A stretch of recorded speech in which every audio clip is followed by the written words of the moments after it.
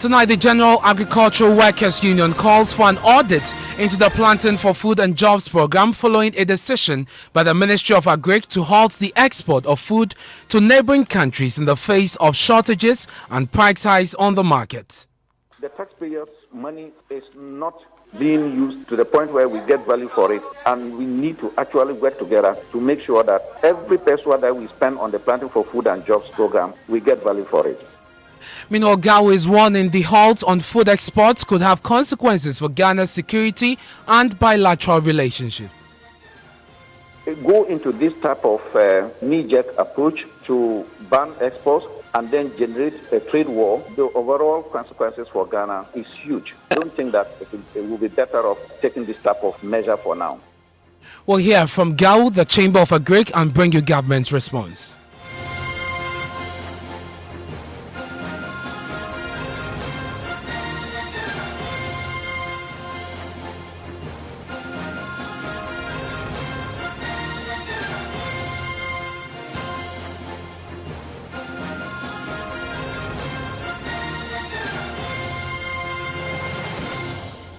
And Top Story is brought to you by Gasem, the Nation Builder, and Vodafone. Together we can. My name is Ernest Menu. Tonight, the General Agricultural Workers Union, GAU, is calling for an audit into the Planting for Food and Jobs program. This comes on the back of government's decision to halt the export of food, especially to neighboring countries. The Agric Ministry announced this decision following the seeming shortage and price hikes on the market. Speaking to my colleague MFA Pao, the Deputy Minister for Agric, Yao Frimpong, said the measure will help avert a crisis. Food security is national security, so it is everybody's responsibility to ensure that we have food in the system, the availability of it, and then the pricing too should be affordable. That is all what everybody is striving for. The situation has arisen as a result of several factors, and these factors include the global economic situation in the midst of the COVID-19 pandemic that affected even the production of fertilizers and the supply of these fertilizers, transportation of these fertilizers to our country. And then secondly, the government also, because of revenue shortfalls, had challenges with payment to fertilizer suppliers. And this actually affected agricultural production in this country. But notwithstanding, the little that we had, we lowered our guard a little bit. We felt that we had enough, so our neighboring countries kept transporting our food products across the borders. Before we could say Jack, we were running into shortages. And because of the droughts that occurred in the second half of last year, the production levels were not as high as the previous years. So as we did not protect the little that we had, and we, on our blind side, we allowed these things to go until we got to know that, no, this thing must stop, that the minister put a stop to all these things. We were doing very well until that time. But we've learned a lot of lessons from it. And just as the earlier speakers were talking about, we are no longer going to lower our gas this time. The harvest that we are going to have this year, both the minor season and then the major season in the southern sector. You know, the northern sector, they have only one planting season. The planting season has been good in the northern sector because the rains have been good. Just that inputs did not go as we all expected because of the factors that I've listed above earlier. So, whatever we are going to get, we will guard them jealous. So what we are doing in the interim is to ensure that our produce are not being exported to neighboring countries. That has started, you say? One. Okay. And then.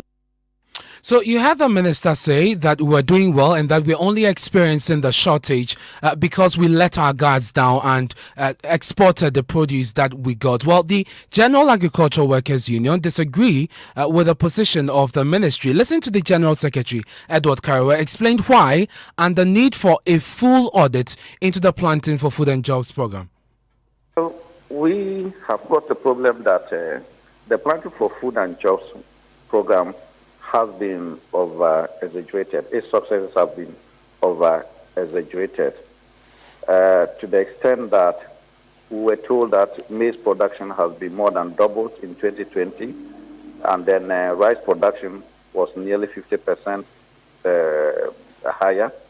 Yet, between January to July, we've had severe shortage of maize and rice in the country, and then government seeks to explain that out by saying that we are over-exported. For us, that is not the case, because between the same period and 2020, exportation of maize outside the country, rice, and soya bean has been declining. So it cannot be the main cause for the shortage of food in the country. The main cause of the shortage of food in the country is as a result of structural challenges within the agricultural system.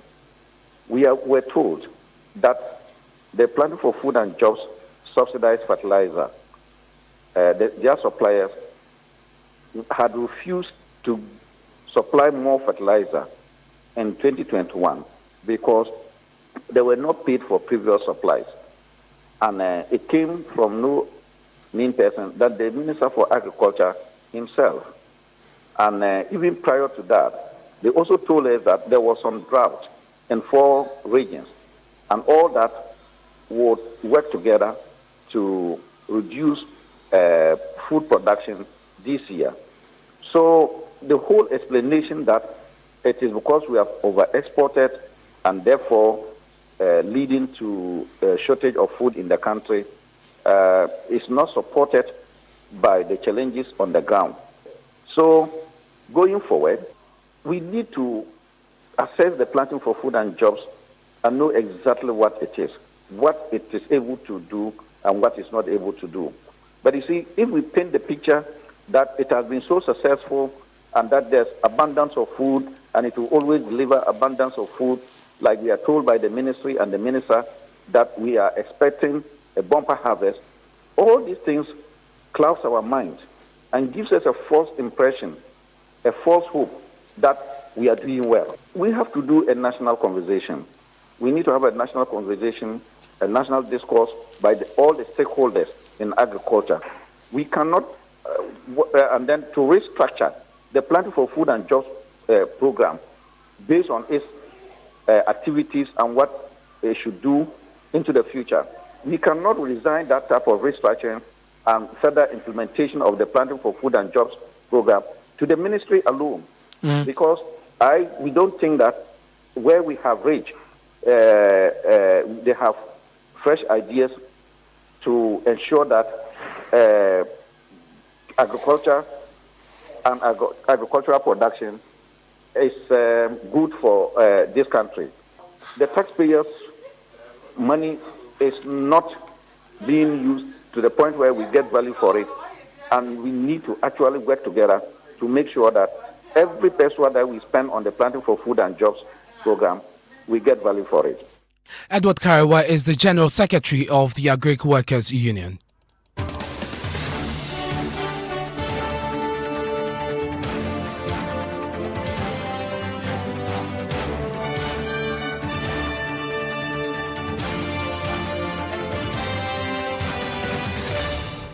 Let's go to the phone lines now. We are joined by the Deputy Minister for Agric, Mohammed Hadi Teferu. Thank you very much, sir, for your time here on Top Story. We're also joined by Anthony Morrison, who is President of the Chamber of Agric. Thank you very much, gentlemen. Let me start with you, Mr. Teferu. You had the General Secretary of the Agricultural Workers Union say that the position by the ministry that we've exported so much, which is why we're seeing the shortages and the price hikes on the market, cannot be true. The data from your own ministry does not support the fact. And so moving in to say that we're going to halt the exportation of food would not be a good decision. How do you respond to that, sir?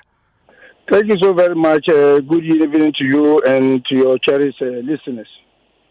I want to start off by agreeing entirely with the General Secretary of the General Agri Workers Union, on the point that it will take the effort of every Ghanaian, because we are talking of using taxpayers' money to invest in planting for food and jobs, with the sole aim of ensuring that we have food security in the country. I agree with him entirely. But I disagree with him on 2 points: that the ministry has no fresh ideas as to turn around things in terms of what we do as a ministry to ensure food security. And I also disagree with him on the point about the measures to control export in this year in particular. So for us, you have to be on the field, you have to be with the workers to see the kind of activity that is ongoing in terms of increment in the productive lands as far as agriculture is concerned. All because of the interest in farm being undertaken by these are our farmers because of planting for food and jobs. Either two, fertilizer, people didn't know the value of fertilizer. Because government came and invested heavily in fertilizer, a lot of people cannot afford fertilizer. And for 4 or 5 years running, the benefit of a fertilizer has come to tell us that if we continue to invest heavily in technology, certified seeds, subsidized fertilizer, we are going to see a lot of people going into agriculture. And if you go to the farming communities, to see that fertilizer will help increase yield, improve farmers' productivity and income, and gradually, we don't longer go to farm and see only unskilled farmers, our aged farmers. A lot of young people are now attracted, and people are doing serious work as far as farming activities. Mr. Tuferi, I'm sorry. We'll come to Mr. Tuferi. Mr. Tuferi, just a minute. I'll come to the issue of fertilizer soon. We'll go into that deeply. But then let's just start with the current situation. Do you blame for the current price hikes you're seeing on the market and the shortages in some of the produce? Now, your position is that we have actually produced enough, except that we let our guard down. They are saying that position cannot be supported by the data from your own ministry. I want a response to that, sir. Yeah, we are in the middle of it. A few weeks or months to come, towards the middle of October and November, we are going to be harvesting yam and then grains, other grains like soya beans. I can assure you and tell you with confidence that this year we are going to have bumper harvest in the northern region. So, mind you, we have food security and we have food sovereignty. Food security is where we try to make sure that the foods are in abundant supply and the prices are relatively cheap. But we cannot sacrifice food sovereignty for entire food to produce only for market demand to be very high or low, and they were not able to recover so that they are able to go back to farm the following year. So export of commodities is not bad, but not when in the short term we are facing temporary challenges because of strategies we are experiencing currently, and you do not think about ways and means by which you control our export. So it is critical when we are in difficult times like we are in. Measures to control export is for the communities is very essential. But if we have bumper harvest, the interest of the farmers who are doing all they can to provide the food for the nation must also be seen to be encouraged to go back to farm, because if they produce and there is no market for their produce and the prices are not the type that will give them income to continue farming, then we are all at a serious risk. So food sovereignty must not be left out in this discussion at all. Mr. Tuferi, the General Agricultural Workers Union is also saying that as a country we import from our neighbors. There are some food produce that we get from our neighbors. If we are to halt the... in Africa does not even allow. But we must, as people, think about ways by which, at least, the requirements that we need for foodstuffs in the country, we are sufficiently provided before we think of export. So it's one thing to look at what we need as people, having the farmers in mind and having our poultry farmers in mind, very, very, very key. So to say this time round that even though we are experiencing shortages and poultry farmers need supplies of basic foodstuffs to support their farming activities, we should not import. That will not be entirely correct. But what we are just saying is that across the West African sub-region, Ghana is highly competitive when it comes to community rice because we are the only country that subsidizes fertilizer, and therefore cost of production is very, very low in Ghana.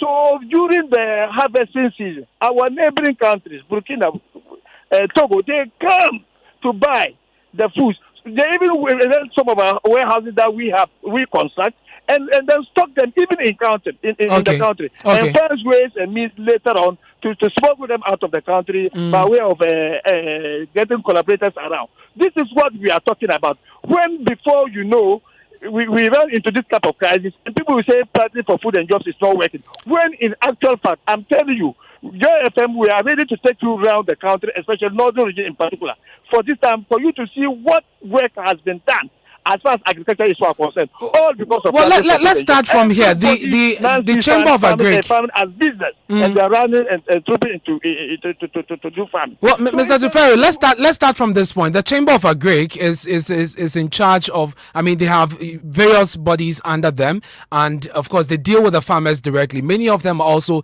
into the export of food. Some of them are farmers. Let's speak to Anthony Morrison, who is with the Chamber, for his view on this. Mr. Morrison, one of your member unions, the General Agricultural Worker Unions, is calling for a full audit into the Planting for Food and Jobs program. Is this a position you support? Yes, thank you very much, and a very good evening to your cherished listeners, and a very good evening to Honorable Minister. Yes, let me say that this is what the Chamber has been calling for. We started last year when the ministry himself said that 120 million cedis worth of fertilizers have gone lost within the fertilizer distribution value chain. We immediately called for an independent audit into that engagement.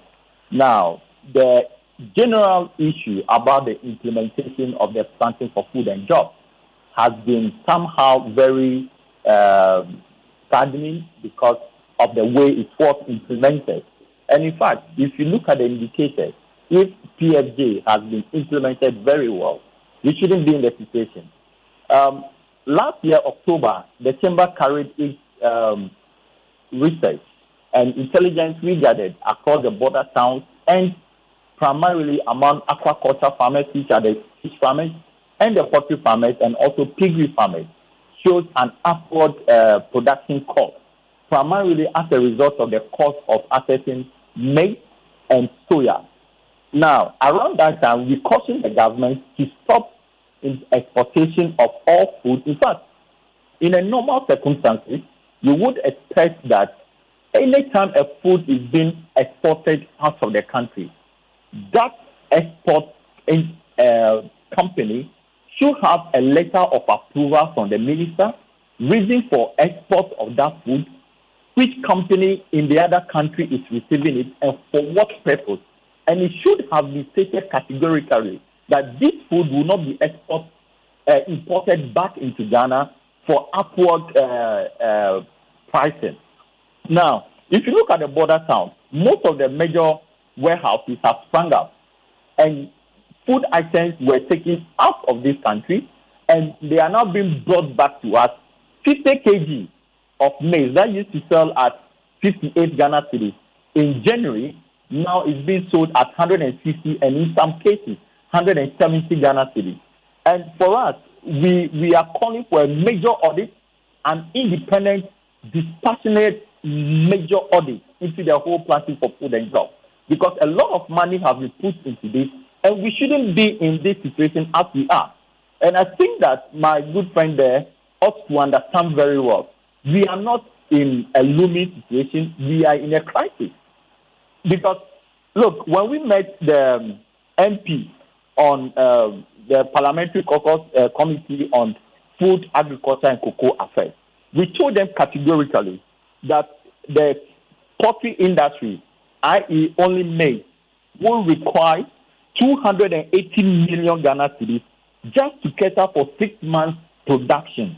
Anything less is going to seriously affect the poultry industry, affect the piggery industry, and affect the aquaculture industry. Mr. Morrison, do I hear you corroborate what the deputy minister on the other line has been saying? That food has been taken illegally out of this country. We let our guards down, essentially, like his colleague said. And so there's the need to put controls in there to make sure that we are sufficient as a country. Yes, we did that. But at that time, the minister said it is good for the farmers because they were making export money. When we called for a stop in export of food items out of this country, the minister said it was good for the farmers. And we stated clearly that food security, upholding the food security of this country, is first and foremost the responsibility of government. And we do not have enough food, there shouldn't be a reason to export. Okay, so help us understand. You're saying that at the time you gave this advice, government did not heed. And that has affected us now. But the move they are taking at this moment wouldn't help the situation either. No, the current call wouldn't help because Ghana have 2 production seasons, the bimodal and unimodal. As it stands now, all major crops have been harvested. We have harvested. This is the major season for corn. We plant between April and August. After the time farmers were planting, there were no fertilizers in the country. And good agricultural practices, or what we refer to as the modern agricultural practices, requires that you apply fertilizer within 2 weeks of planting.